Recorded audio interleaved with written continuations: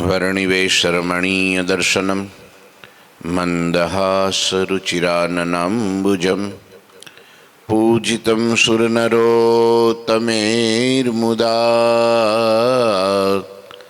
धर्मनन्दन महं विचिन्तये। गुरुर्ब्रह्मा गुरुर्विष्णु गुरुर्देवो महेश्वर गुरुः साक्षात् परं ब्रह्मा तस्मै श्री गुरुवे नमः। ओम अवतारिणे श्री स्वामिनारायणाय नमो नमः। श्री घनश्यामाय नीलकंठाय सहजानंदाय च नमो नमः। हरिकृष्णाय परम ब्रह्मणे च नमो नमः। श्री गुरु चरण कमलेभ्यो नमो नमः। बोलो श्री स्वामिनारायण भगवाननी जय। श्री ठाकुर जी महाराजनी जय। हरिकृष्ण महाराजनी जय। श्री घनश्याम महाराजनी जय। श्री सद्गुरुदेवनी जय। श्री 500 परमहंसनी जय। जय श्री स्वामिनारायण। श्री पुरुषोत्तम चरित्र अध्याय 64।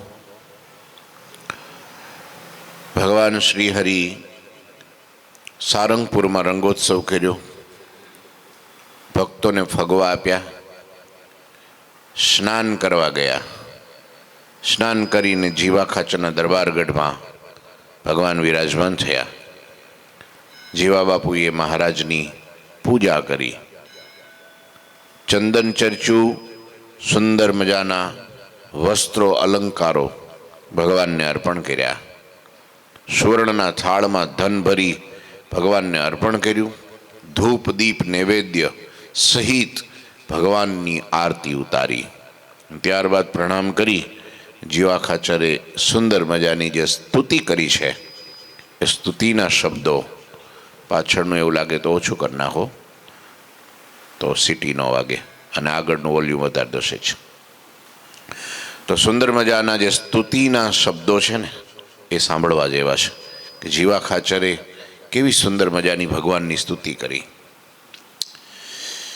जय पतित पावन दुख सनसावन भक्त मन भावन प्रभु अधम ही उदाहरण जगत कारण भय निवारण हो विभु अक्षर ही धामी अधिक नामी सर्व स्वामी श्री हरि शुभ धर्म थापन अघव थापन धर्म कुल में तनुधरी जय प्रणत पाल कृपाल तुम प्रभु काल के पुनिकाल हो अज ईश तव पद शीश नामत प्रेमवती के लाल हो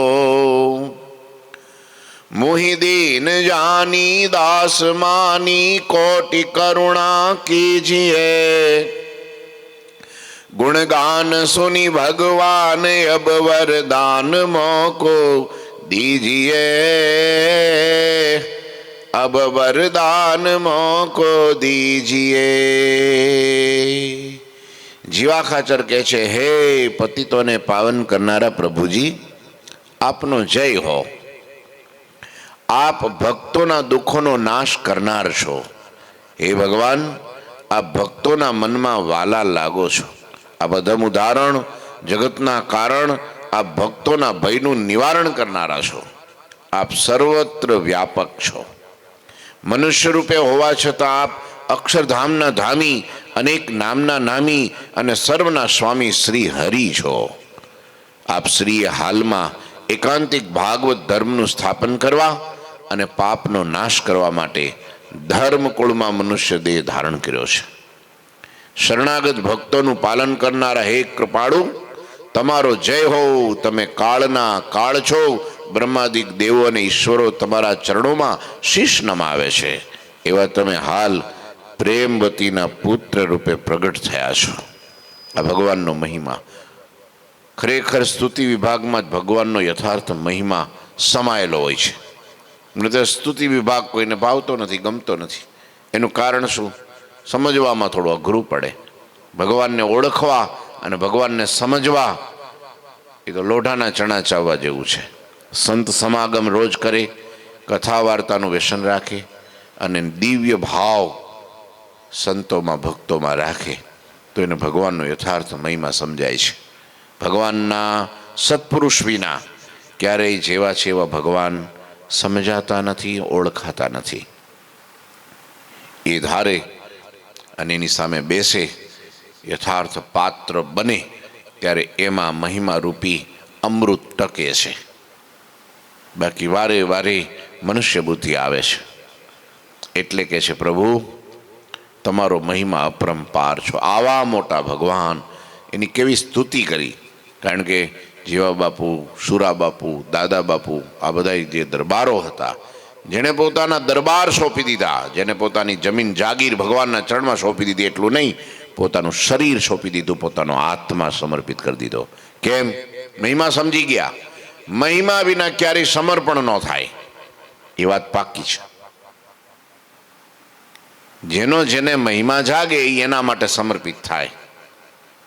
હા, મહિમા એટલે મોટાઈ, એનું મહત્વ મારા માટે કેટલું ઊંચું છે, મારા માટે કેટલું ઇમ્પોર્ટન્ટ છે, એ સમજાય ને ત્યારે એના માટે માણસ બધું જ કરી છૂટે. કોઈ વ્યક્તિને ખાલી આ લોકનો, આ દુનિયાનો 5-25 વર્ષનો સ્વાર્થ હોય ને તો પણ માણસ એને માટે મરવા તૈયાર થઈ જાય છે.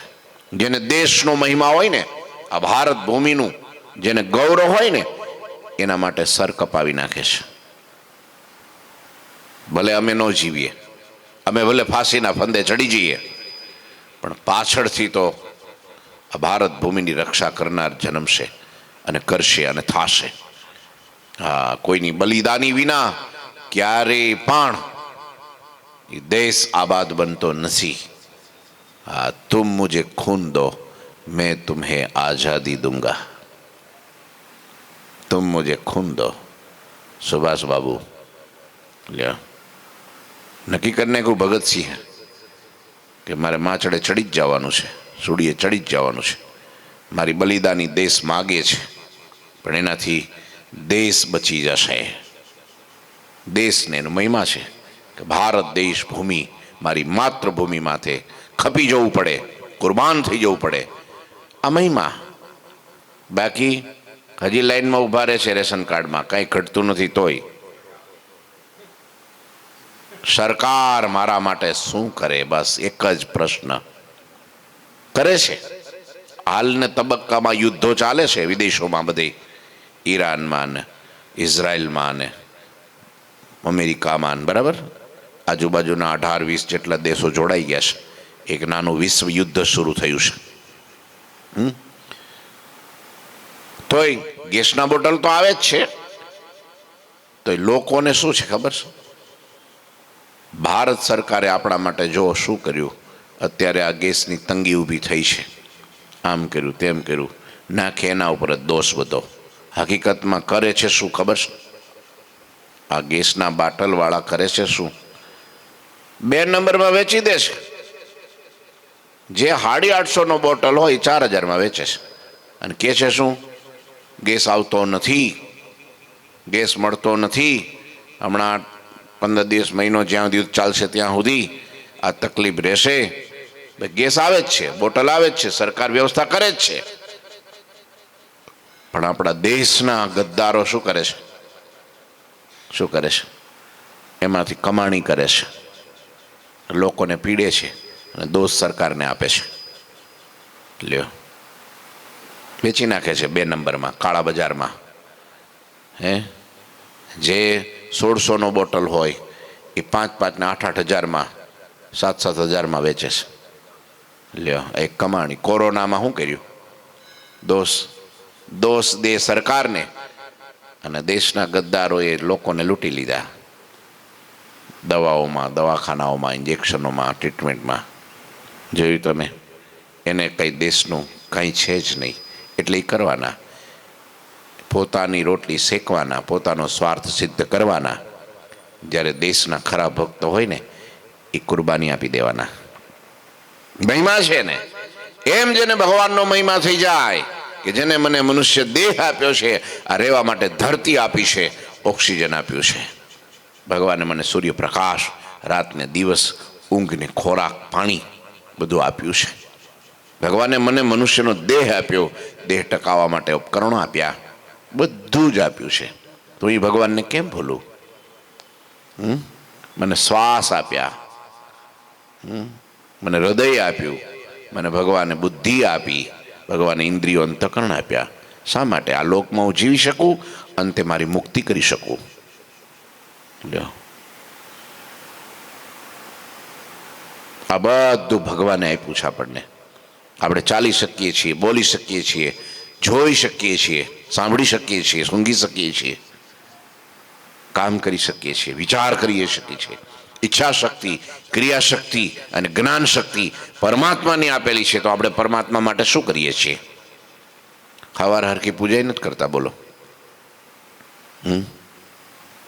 સાંજે મંદિરે જઈને પ્રભુનું આરાધના, ભજન, સાધુ ઘણો બધો એનો સપોર્ટ આપવા, એને આગળ લઈ જવા માટે, કે એનું અજ્ઞાન દૂર કરવા માટે, એની આંખ ખોલવા માટે, ભગવાનનો ઇમ્પોર્ટન્સ સમજાવવા માટે પ્રયત્ન કરે છે. પણ નહીં. લ્યો, મહિમા વિના કાંઈ થાય? મહિમા જેવી કોઈ મોટી વાત નહીં. ગુણાત્માનંદ સ્વામીએ કીધું, મહિમા જેવી કોઈ મોટી વાત નહીં. અને જેને મહિમા સમજાય એ ખરી એની ઉપાસના કરી શકે. અને ઉપાસના છે ને, એના વિના કોઈ કાર્યની સિદ્ધિ ન થાય.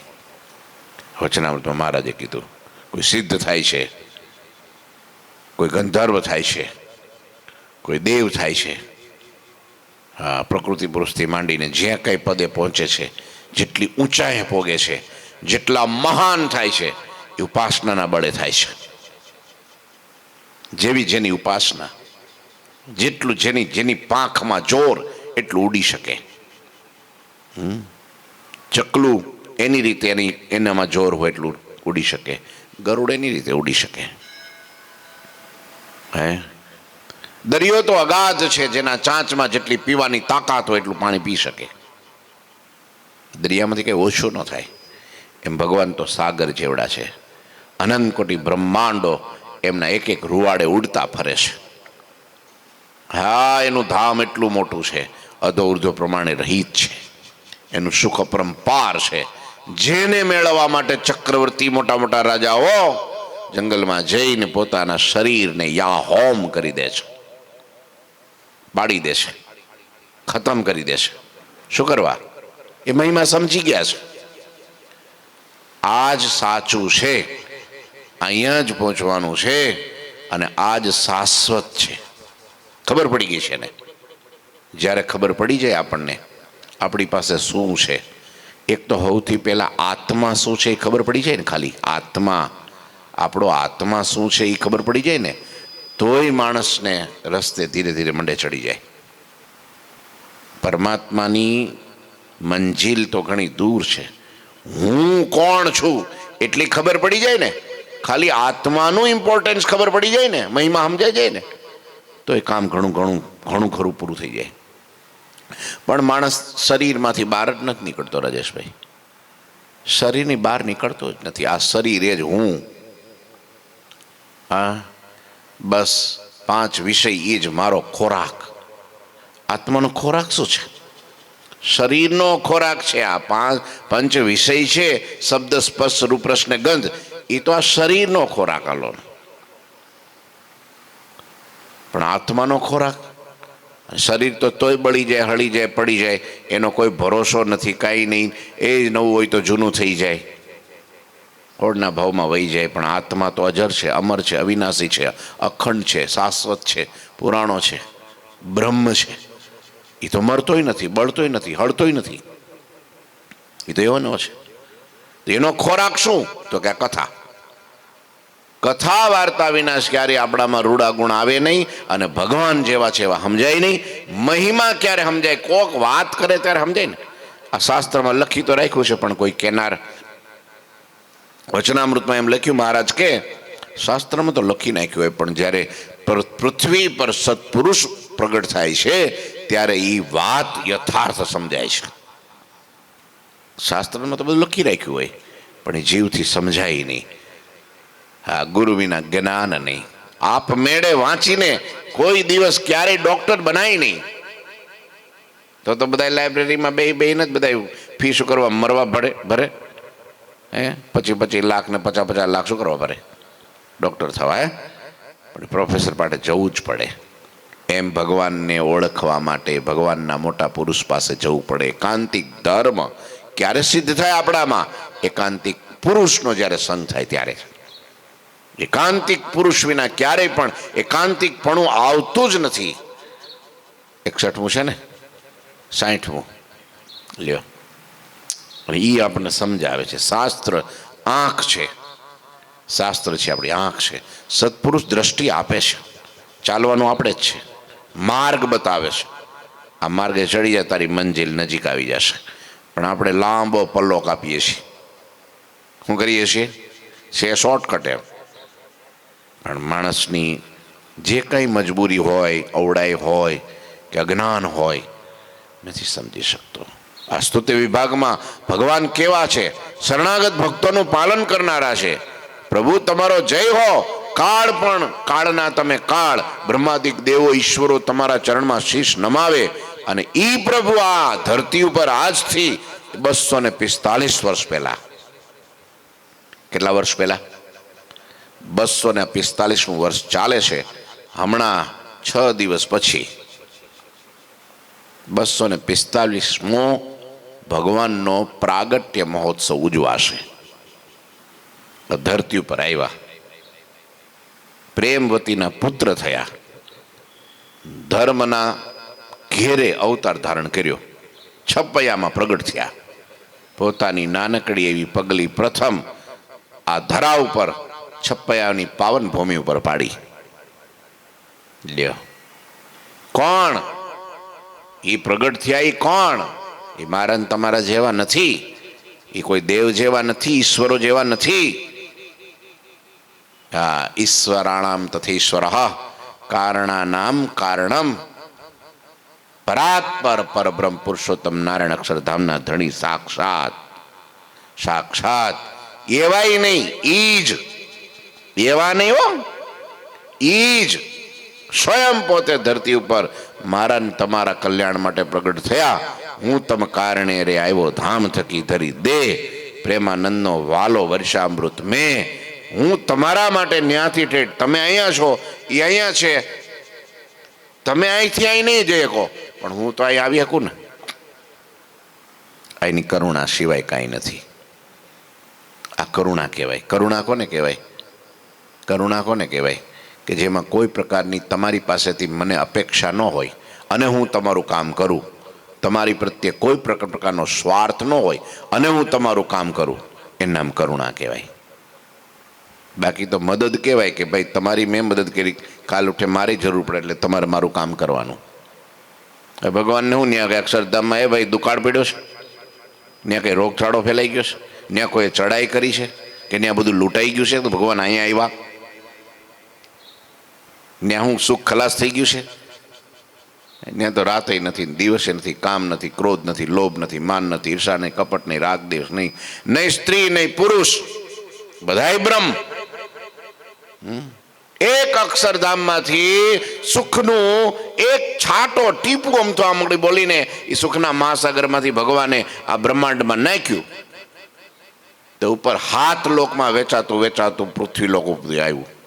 બધે વેચાતું વેચાતું એક ટીપામાં કેટલું હોય? એ ટીપું એનું એવું હોય તો એનો દરિયો કેવડો હોય? સ્વામી કહે છો. આહા, અને તોય ઈ ટીપામાંથી ઉપર 6 માળ લોકમાં, બ્રહ્મલોક સુધી, ત્યાંથી નીચે સૂરલોક સુધી, જનલોક, તપલોક, મહરલોક, પિતૃલોક, બધામાંથી વેચાતું વેચાતું મૃત્યુલોકમાં આવ્યું. અને તોય મૃત્યુલોકમાં એ સુખ માટે માણસો પોતાના માથા કપાવી નાખે છે. આ કપાવે છે ને અત્યારે શાના માટે કરે છે? આ મિસાઇલો શાના માટે છોડે છે? ધરતી માટે જ ને, સુખ માટે જ ને, પ્રોપર્ટી માટે જ ને. હા, અમે તમારી પાસેથી કંઈક લઈ લઈએ, તમારું જૂટવી લઈએ ને અમે વધારે સુખી મહાસત્તા બની જઈએ, તમારા કરતાં પાવરવાળા બની જઈએ. એ સુખ માટે જ ને. શું એને અહીં યુદ્ધ કરે છે તો આ યુદ્ધ કરીએ તો અમે અક્ષરધામમાં વહી જઈશું, આ દેહ પડશે એટલે એવું છે? અરે કેટલા એકબીજાના ખૂન કરી નાખે છે એક નહીં જેવા એક માહિક સુખ માટે. લ્યો તો ઈ દરિયામાં એલા ભાઈ, દરિયામાં ન્યા નજર પોગી જાય તો, ભગવાનના સુખમાં નજર પોગી જાય તો પછી ભગવાન ભજવા પડે કે ભજાઈ જાય, નિયમ પાળવા પડે કે પડાઈ જાય, હે દોડીને આવવું પડે કે અવાઈ જાય? હે બોલો, ઉપાસના કરવી પડે કે થઈ જાય? આપણને એક ધંધામાં એમ થાય કે ભાઈ આ મહિને આપણને કરોડ રૂપિયા મળવાના છે તો આખી રાત માણા ઊંઘતો નથી, શરીરનું કેર લેતો નથી. દવાખાને જવું હોય તો ડૉક્ટરને કે અઠવાડિયા પછી આવીશ, હમણાં કાંઈ ટાઈમ નથી, કારણ અત્યારે સામે દેખાય છે કે આ મહિને આટલાનો નફો થવાનો છે. લ્યો આ દેહ પડશે કેટલી પછી કેટલો મોટો નફો એ કોઈને દેખાતો નથી, એટલે પાછળ ડોટ પણ મૂકતા મહિમા નથી સમજાતો, એટલે બધી આ ઉપાધિ છે. એટલે અહીંયા લખ્યું આવા ભગવાન છે અને સત્ય છે, સનાતન છે, એ જ પરમ સુખના દાતા છે, પરમ મુક્તિના દાતા છે. હા, એ જ ઉપાસના કરવા યોગ્ય છે. માયામાંથી ઉત્પન્ન થયેલા આકાર માત્ર મિથ્યા છે, ભગવાનનો આકાર સત્ય છે, ભગવાનના મુક્તોનો આકાર પણ સત્ય છે, સુખરૂપ છે, અને એના માટે કરવાનું છે. આ કંઈ આ શરીર માટે કે આ શરીરના સંબંધો માટે કે આ દુનિયા માટે કે માન મોટપ માટે, પદ પ્રતિષ્ઠા માટે કે ધન માટે કે નહીં. એ સાચી જિંદગી જીવી જાય છે, પણ મહિમા સમજાય ને પછી એને બહુ ઉપદેશ દેવો પડતો નથી. હો, મહિમા સમજાઈ જાય ને પછી ઉપદેશ ન દેવો પડે, પછી આપોઆપ જીવ એવો બળ્યો થઈ જાય કે ગમે એવી માયાની સામે પણ લડી શકે. ઉપાસના વિના માયા સાથે લડાય નહીં, હારી જ જાય માણસ, ખાઈમાં પડી જાય, આ સંસારમાં ગોથા ખાતો થઈ જાય, ભટકતો થઈ જાય, એ પછી બચી ન શકે. પણ જો મહિમા ભગવાનની ખુમારી આવી જાય, હા એનું બળ આવી જાય, તાકાત આવી જાય, તો ગમે એવી દુનિયાની ગમે એવી સત્તા એની સામે આવે ને તો આવડો ઝૂકે નહીં. હો, ઝૂકેગા નહીં. હો હા, કારણ કે એને આવી ગયું, બળ આવી ગયું, સત્પુરુષનું બળ આવી ગયું, ભગવાનનું બળ આવી ગયું. આહા હા, પાયમા પાયમા રે ભવ જળ પાર, શ્રી હરિ સંત મળી, હે વામ્યા વામ્યા રે દુઃખ અપાર, શ્રી હરિ સંત મળી. પાયમા પાયમા રે સુખ અપાર. એ અહીંયા તો લાખનો અને મરીને 1.25 લાખનો, બે હાથમાં લાડવા. અહીંયા ભગવાનને સાધુ મળ્યા, ન્યાય ભગવાનને સાધુ ભેડું જ રહેવાનું છે, મુક્તો ભેડું જ રહેવાનું, ભગવાન પુરુષોત્તમની અખંડ સેવામાં રહેવાનું છે. એને પછી મોતની બીક ન લાગે. હો, મોતની બીક ન લાગે. હા, એને બહુ પછી હાઈ હોય ન હોય, કાંઈ નહીં, કોઈક લૂંટી જાય લઈ જવા દો, કોઈક કાપી દે કંઈ વાંધો નહીં, લ્યો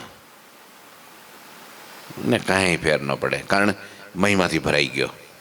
એટલે અહીંયા સ્તુતિ વિભાગમાં સુંદર મજાનો મહિમા લખ્યો. જીવા ખાચરે સારંગપુરની અંદર રંગોત્સવમાં ભગવાનની સેવા કરી અને ભગવાન પાસે સ્તુતિ કરીને માગ્યું કે બસ આવો મહિમા અખંડ તમારો અમારા હૃદયમાં રહે, અમારે બીજું કાંઈ જોતું, અમે તમને ના છોડીએ, બાકી આ દુનિયામાં બધું છૂટી જાઓ પણ ભગવાન અને ભગવાનના સાધુ જીવનમાંથી છૂટે નહીં, ક્યારેક ગૌણ થાય નહીં. એનું વચન અધરથી ઝીલી અમે એના માટે ખપી જઈએ, એના માટે અમારું બધું સર્વસ્વ સમર્પણ કરી દઈએ. બસ એવી અમારી દિવ્ય બુદ્ધિ અખંડ રહે. શું જીવા બાપુ માગે? મુહિ દીન જાની દાસ માની, કોટી કરુણા कीजिए, गुणगान सुनी भगवान अब वरदान मोको दीजिए. हे नाथ, મને આપનો દીન શરણાગત અને દાસ માનીને મારા ઉપર અપાર કરુણા કરો. જેને મહિમા હોય ને એટલે દાસપણું સહેજે આવે હો. કોઈક રાજા એમ માને કે આ આખી આખી આખી અડધા મુલકનો બાદશાહ છે, તો ન્યા જઈને પછી અક્કડ ન રહે. હાજી હાજી નમતો રે, હાથ જોડતો રે, એના ચરણમાં બેસે. કેમ કે આ અડધા મલકનો બાદશાહ છે. ઓહો હો, આ દેશનો કેવો છે.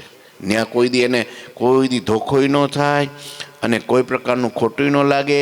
અને એનો હાવ નહીં જેવો નોકર દરવાણી હોય ને 2 પૈસાનો, એમ કે રાય બાર બે, તો આમ બે બાર બે, ખુરશી ઉપર ને નીચે બે તો નીચે બે. બોલો તમે જોવો ખરા. કેમ? એને ખબર છે કે અંદર બેઠેલો છે ને એનો માણસ છે. તમે વિચાર તો કરો. તો કોઈ દી એમ મનાય કે આ પુરુષોત્તમ નારાયણ અક્ષરધામના તખતમાં બેઠા છે ને, અનંત કોટી બ્રહ્માંડના માલિક છે, અનંત કોટી ધામના માલિક છે, આ સર્વ અવતારના અવતારી કારણના કારણ છે, એના સંતોને ભક્તો છે, તો એના ચરણમાં બેસતા પછી કંઈ નાનપ ન લાગે. હા, મારા મોટા ભાગ એના ભક્તો અને એના સંતોના ચરણની રજ મને મળી, એના ચરણમાં બેસવા મળ્યું, મારા મોટા ભાગ છે. ઉદ્ધવજીને કેવો મહિમા. એ જ્યારે પેલા એને જ્ઞાનનું અભિમાન હતું કે હું જ્ઞાની છું, બળ્યો છું, છળ્યો છું, વિદ્વાન છું, રાજનીતિજ્ઞ છું. પણ જે દિવસે કૃષ્ણ ભગવાને ઉદ્ધવજીને વૃંદાવનમાં ગોપીઓને સમજાવવા મોકલ્યા, જ્ઞાન દેવા મોકલ્યા, અને ગોપીઓની સ્થિતિ જોઈને ઓહો હો, આ હે પ્રભુ, તમે મારી ભક્તિથી પ્રસન્ન થયા હો તો મને જન્મો જન્મ આ વૃંદાવનમાં વૃક્ષ વેલીનો અવતાર આપજો, જેના કારણે અહીંથી ગોપી નીકળે ને તો ગોપીના ચરણની રજ મારે માથે પડે, હું ધન્ય થઈ જાઉં. અહો ભાગ્યમ, અહો ભાગ્યમ, નંદ ગોપ બ્રજોકશામ. આહા, આને કહેવાય મહિમા. મુક્તાનંદ સ્વામીને આવો મહિમા બોલો. એક કૂતરું વડતાલ મંદિરના ચોકમાં બેસી ગયું, બેઠું હતું, એમના સૂતું છે. એમાં પાછા પગલે કાયાભાઈ ભગવાનના દર્શન કરીને આમ દરવાજાની બહાર નીકળવા ગયા, ત્યાં કૂતરાના પૂંછડા ઉપર પગ પડી ગયો. કૂતરું તો ઊભું થઈ ગયું, જાગી ગયું, પણ ન્યાન એ કાયાભાઈ કૂતરાને દંડોત કરવા માંડ્યા. એટલે કોઈ હરિભગતે કીધું કે કાયાભાઈ, એ કોઈ સંતો નથી, મહારાજ નથી, અહીં તમે દંડોત કોને કરો છો? તો પેલા મુક્તને કરું છું. આમ કૂતરા હામી આંગળી ચીંધી નો, આ મુક્તને કરું છું. એને એ તો કૂતરું છે, તમારે મન કૂતરું, મારે માટે તો મુક્ત છે. કેમ કે ધરતી ઉપર પુરુષોત્તમ નારાયણના ચરણ પીડ્યા, અહીંયા 500 પરમહંસોના ચરણ પીડ્યા, એ ચરણમાં એને બેહવાનું ભાગ્ય મળ્યું, માટે આ પૂર્વનો કોઈ પુણ્યાત્મા છે. અને આપણે હોય તો આવો મોટો ભાઠો લઈને વાહે પડીએ, કે પાણો હાથમાં આવે તો પાણો, જે હાથમાં આવે હડ. અને આને કેટલો મહિમા જો તો ખરા. હે, આને હવે કઈ બાકી રે? જો તો ખરા, આ મહિમા હોય. અહીંયા કોઈ પણ આવે આ ધરતી ઉપર પગ મૂકે ને એમ થાય કે કોઈ પુણ્યશાળી આત્મા છે, એટલે તરત એને પગે લાગી લે. એની હારે ઝઘડો ના કરે દીકરાઓ, એની સાથે ઝઘડો ન કરે. હા, કદાચ એનાથી ભૂલ થઈ ગઈ હોય ને તો પગે લાગી લે, માફી માગી લે.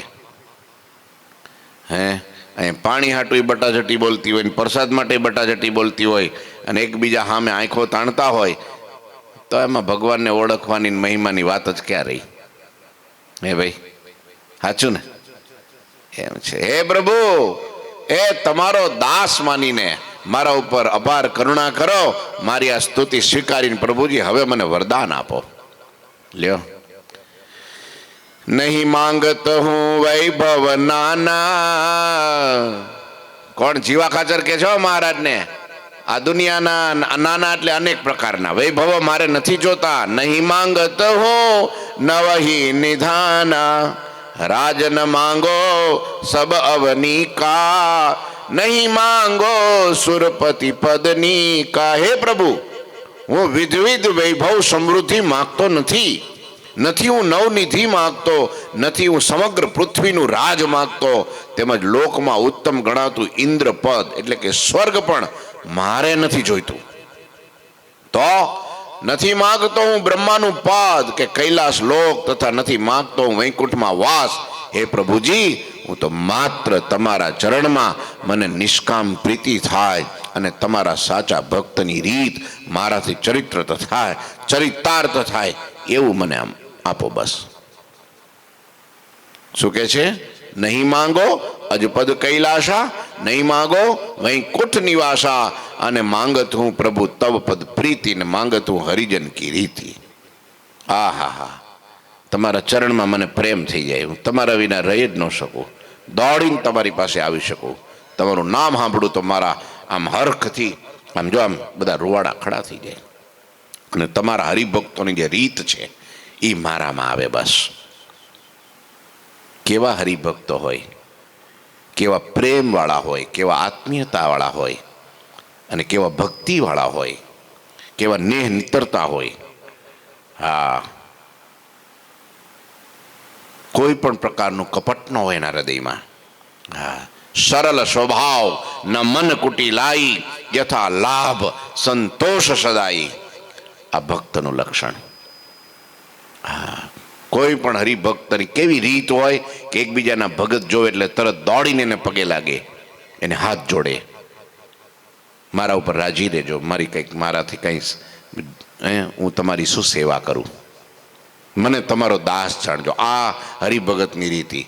ઘણી વખત તો 5 વર્તમાન પાળતા હોય, પાણી હોય ગાળી ગાળીને પીતા હોય, પણ લોહી માટે ગરણું ના જોઈએ, સીધી સ્ટ્રો મૂકે, જેટલું ખેંચાય એટલું ખેંચી લે.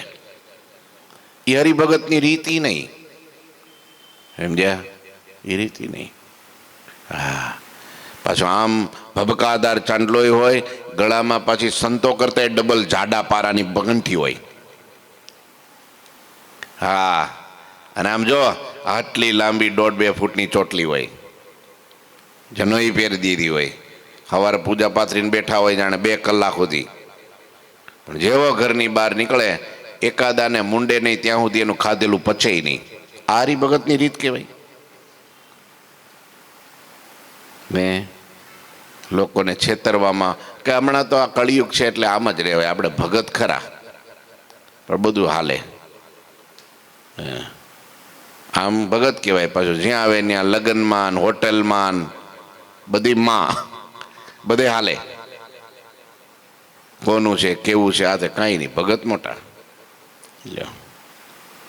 હવે આવી મેલી મુરાદ હોય અને હૃદયમાં કપટ હોય અને ભક્ત પ્રત્યે ઈર્ષા હોય, દ્વેષ હોય, નફરત હોય, એ ભક્તની રીતિ નહીં.